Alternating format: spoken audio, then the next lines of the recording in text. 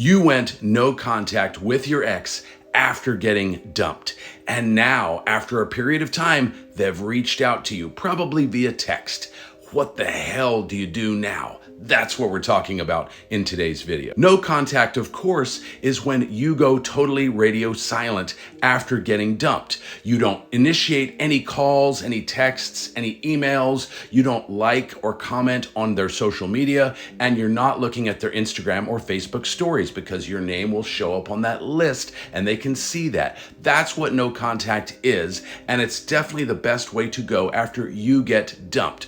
Now, most of the time, women dump guys, and oftentimes, but not exclusively, the guys have what's called an anxious attachment style, and the woman found them to be a little too needy, a little too clingy, a little too desperate, that kind of thing, maybe even controlling. So that is the most typical scenario for the situation we're describing right now. And most commonly, an ex will reach out after about 30, 45, maybe 60 days. The exception is if they have an avoidant attachment style. I have other videos that dive in deeper on that, but women with avoidant attachment styles, but guys too, but women with avoidant attachment styles can take much longer before they circle back and reach out to you during no contact. Now, when they do reach out during no contact, even though your goal was to get them to reach out, it can still be very confusing, very surprising. You can be unsure of what to do next. That's totally normal. So it's important to stay calm, to kind of ground and center yourself, and don't feel the need to respond instantly the moment you get that message.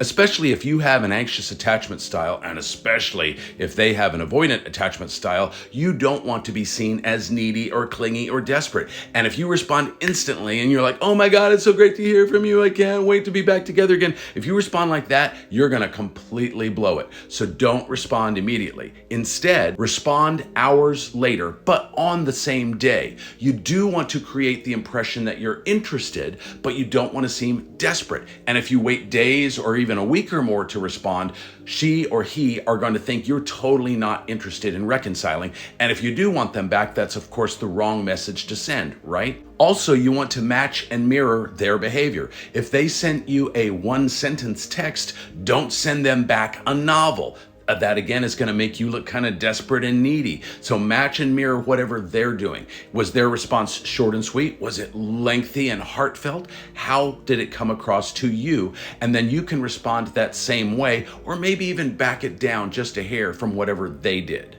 Most people who reach out in this kind of scenario, of course, still have some ego. They have some skin in the game, and they don't want to get hurt, and they don't want to open themselves up completely in the event that you completely reject them. So most of the time, the ex that's reaching out is not going to be like, oh my God, I totally screwed up. I'm so sorry. I desperately want you back. Most of the time, it's not going to come across that way. However, you should still assume that they want to see you and that they want to reconnect with you in some way. But that doesn't mean that you're instantly back together again, full relationship status, just like you were before you broke up.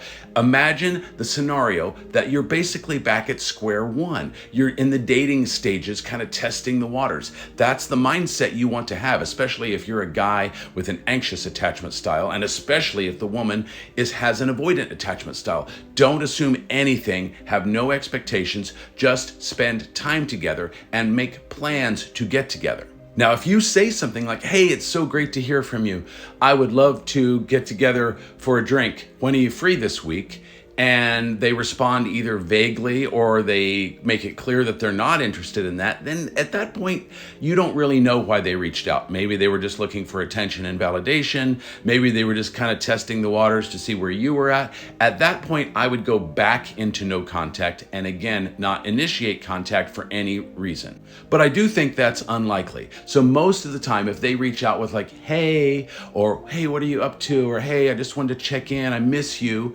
Then again, respond with something like what I just said, and then see if they will make definite plans to get together with you, ideally in the evening, so it is clear that it is a date. You don't want to accept the friend zone from an ex. You never want to go that route.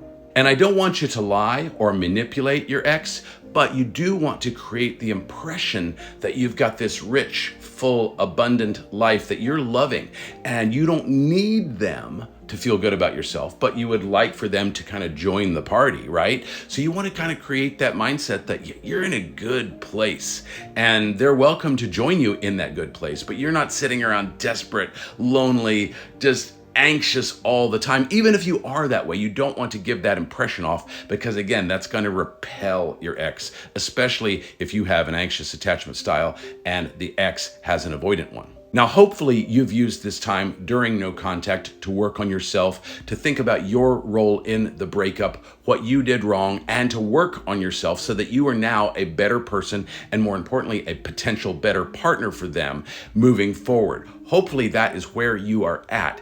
And you do want to convey that to them, but not in this initial message, and certainly not even on the first get together. You kind of want to build that romantic interest up and then begin to have some of those really deep dive conversations. Ultimately, the ex reaching out during No Contact is exactly what you wanted, and it's a great opportunity to build a new foundation with this person so you can have an even better relationship than you ever had before. But it's important that these initial steps you tread lightly and very carefully so that you don't blow it before you even get to that opportunity. Where are you at in this journey? Has your ex reached out to you after you went No Contact, and how is it working, or how did it work? Let me know in the comments, but for now, I'll see you in the next video.